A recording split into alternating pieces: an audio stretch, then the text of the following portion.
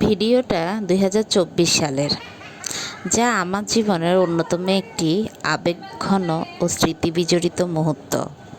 সেই দিন ঠিক আমাদের বাসার পাশে একটি মন্দিরে গিয়েছিলাম।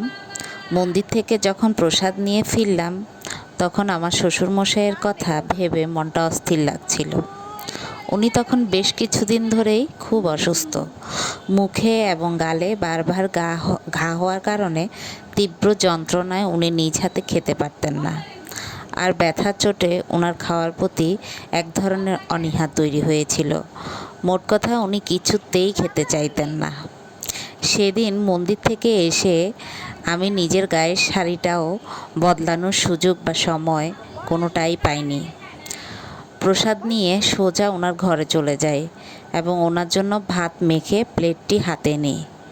ওনার বিছানার পাশে বসে পরম যত্নে চামচ দিয়ে একগ্রাস ভাত যখন ওনার মুখে তুলে দিলাম, তখন ওনার মুখে একটা চেনা হাসির রেখা ফুটে উঠেছিল। উনি খুব হেসে হেসে সেই খাবারটুকু খাচ্ছিলেন।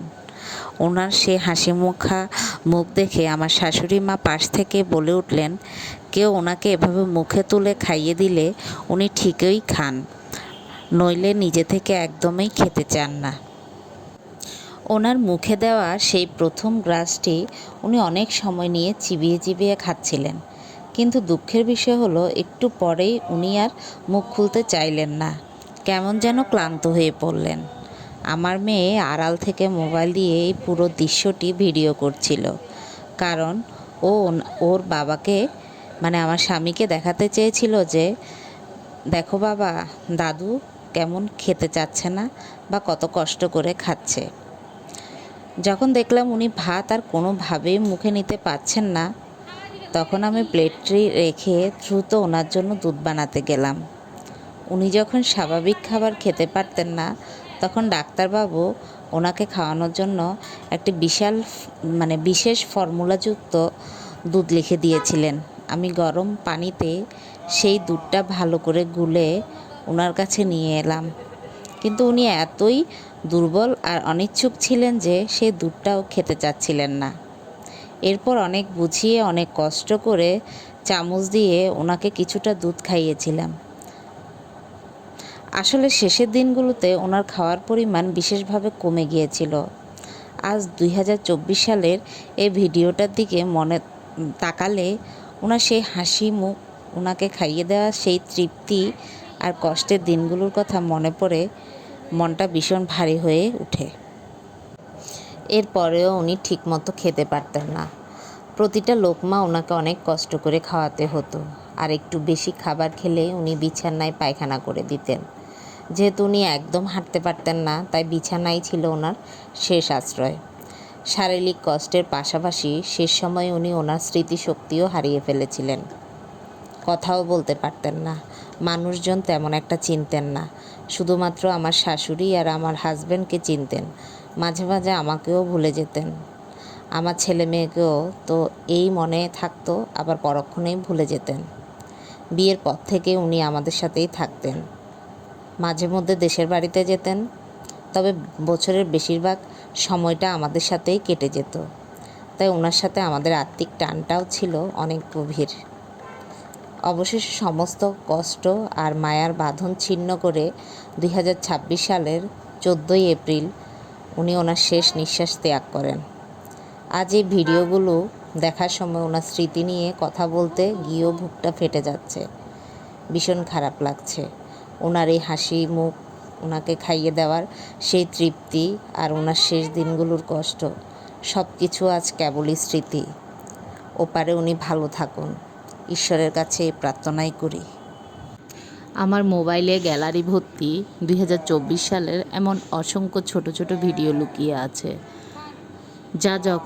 আজ যখন গ্যালারিটা শূন্য করার জন্য এই ভিডিওগুলো একটা একটা করে দেখছিলাম, বুকের ভেতরটা যেন এক অজানা কষ্টে মোচড় দিয়ে উঠল। বিয়ের পর থেকে যিনি আমাদের ছায়ার মতো আগলে রেখেছিলেন, আমাদের সাথে এক ছাদের নিচে কাটিয়েছেন বছরের পর বছর, তিনিই আমার শ্বশুরমশাই।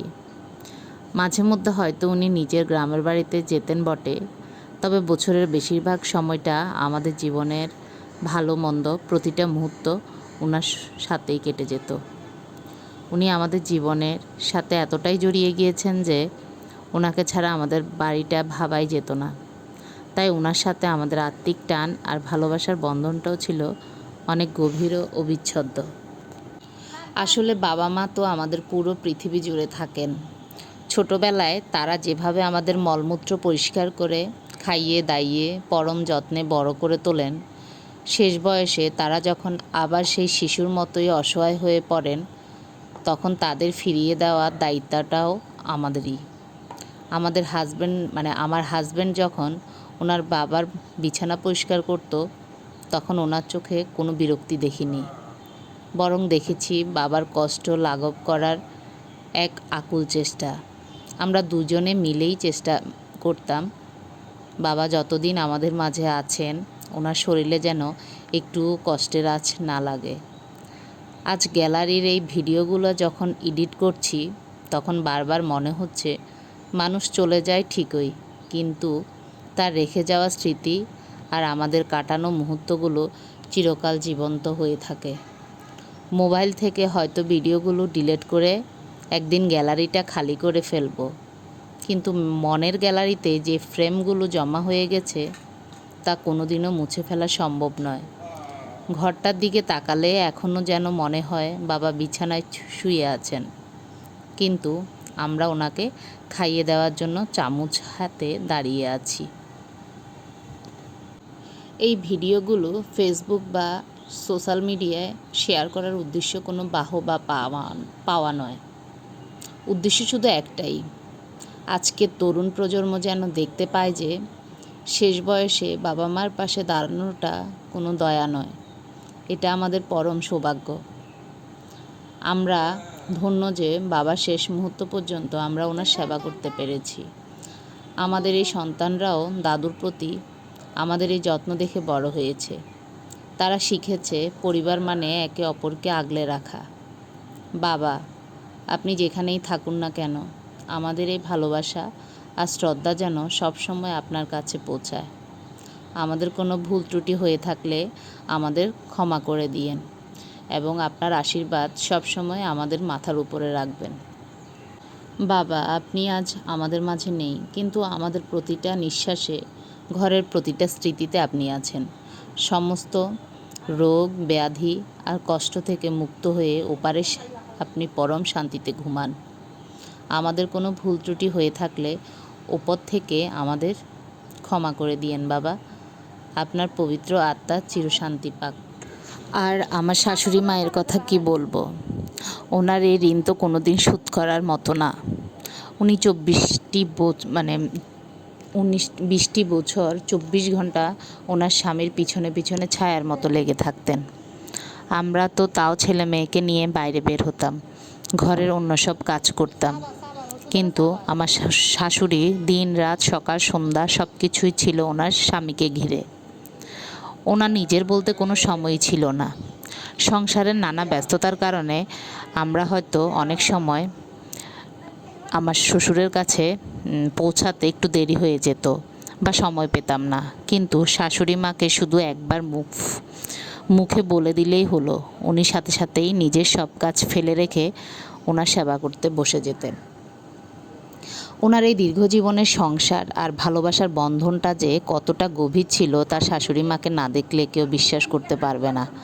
নিজের সবটুকু সুখ আহ্লাদ বিসর্জন দিয়ে উনি ওনার স্বামীকে আগলে রেখেছিলেন। শেষ বয়সে একজন জীবনসঙ্গী যে কতটা বড় শক্তি হতে পারে